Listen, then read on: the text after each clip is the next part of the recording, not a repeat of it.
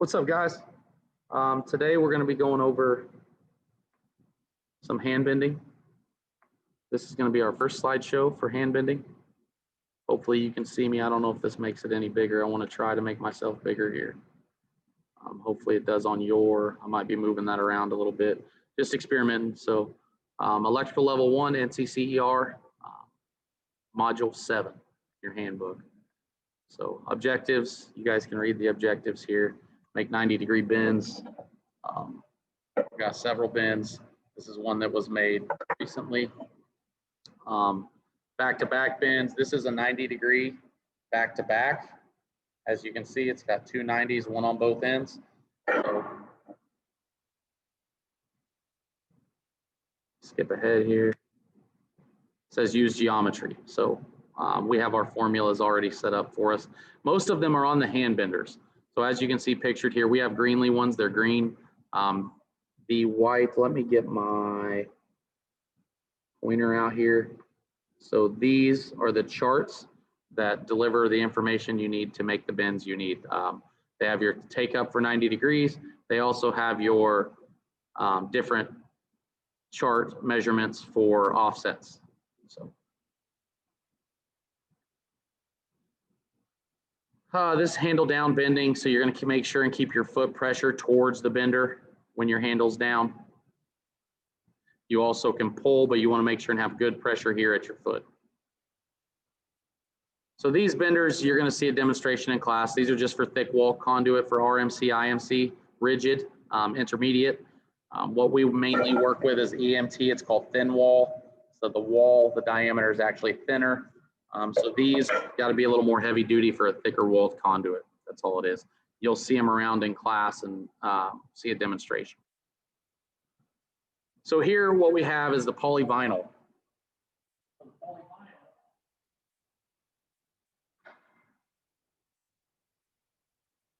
As you can see pictured here, you will put a plastic. See, this is gray PVC.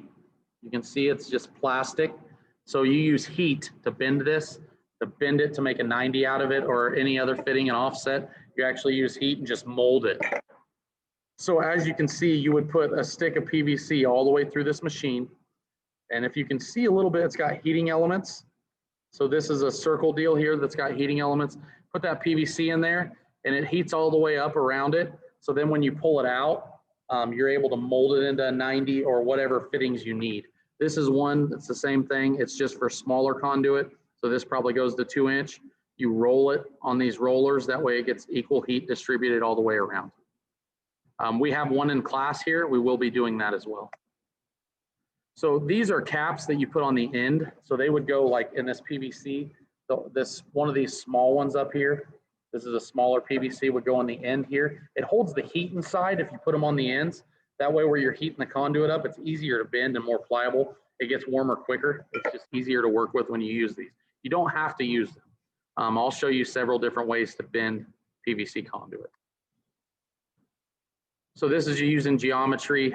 We break this down in class. It's in this module, so you need to make sure you're looking through your book and your different ways of getting the bend angle you need. We also have, if we're going to do 30-degree bends and we need 6 inches of rise, I don't know why this thing keeps going crazy. So 6 inches of rise from the floor, we already have our formulas done for us.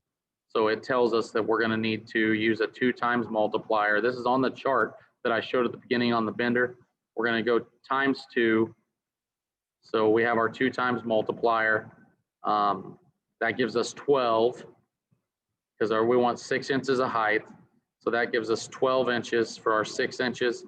So between mark A and B, you have 12 inches.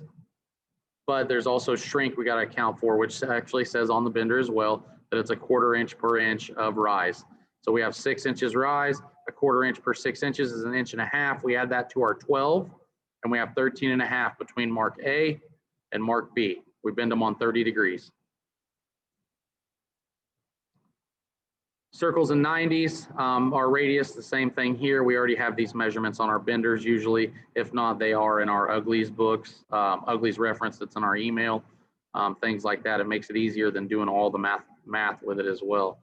So you can go through and get the radius that you want.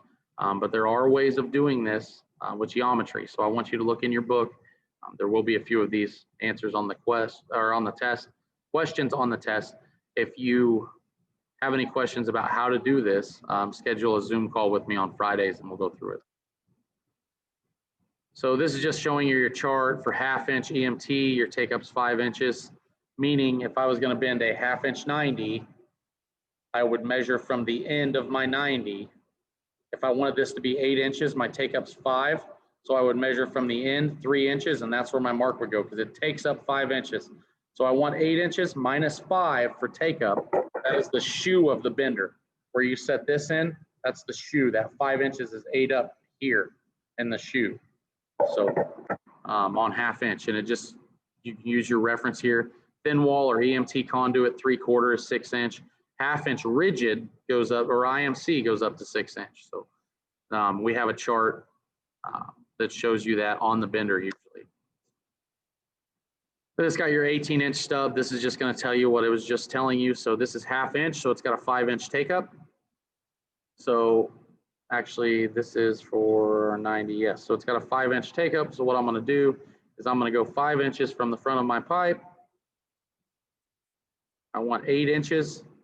So I need to go 13 inches from here, from the end of my pipe to my mark is 13 inches.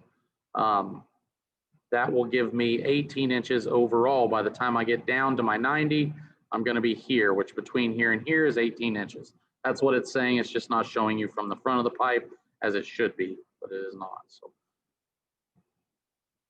it talks about gain and why the distance saved. So why we have to use that take up mark. Make sure you go over that. Understanding is important. Knowing that it just works, that's great, but being able to understand why it works is more important. So back-to-back bends, you make the first bend as you usually would, your deduct, everything else. So then you're gonna flip the bender around and you're actually gonna have your mark already on your conduit, and then you're gonna make that bend. We're gonna demonstrate that in class.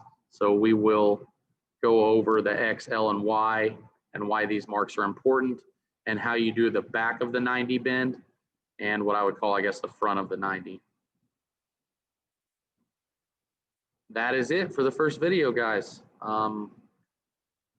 So make sure you're getting your homework done, your chapters done, and this stuff's pretty important. Your test is 20 questions this time, I believe. So take in the information and let me know if you have questions.